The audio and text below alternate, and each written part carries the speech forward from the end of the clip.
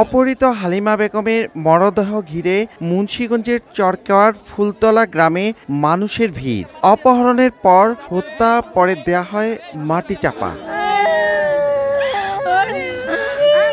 Munshiganj general হাসপাতাল থেকে গত ৫ ডিসেম্বর দিনের বেলায় বাড়ি ফেরার পথে নিখোঁজ হন হালিমা। অনেক খোঁজাখুঁজির পর না পেয়ে ৭ ডিসেম্বর সদর থানায় সাধারণ ডায়েরি করে পরিবার। পুলিশের অনুসন্ধানে বের হয়ে আসে অপহরণের তথ্য। পরে ১৭ ডিসেম্বর অপহরণ মামলা করেন হালিমা বেগমের স্বামী দেলোয়ার হোসেন। পরদিন সামারন নামের একজনকে গ্রেপ্তার করে পুলিশ। তদন্ত অব্যাহত আছে।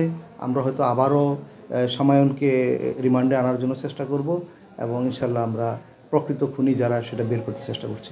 অপহরণ ও হত্যায় জড়িত সকলকে গ্রেপ্তারের দাবি জানিয়েছেন স্বজনেরা।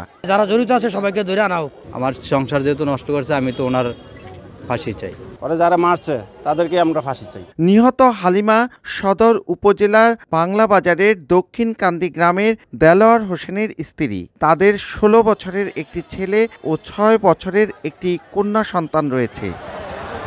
নাসির উদ্দিন উজ্জ্বল, সময় সংবাদ, মুন্সিগঞ্জ।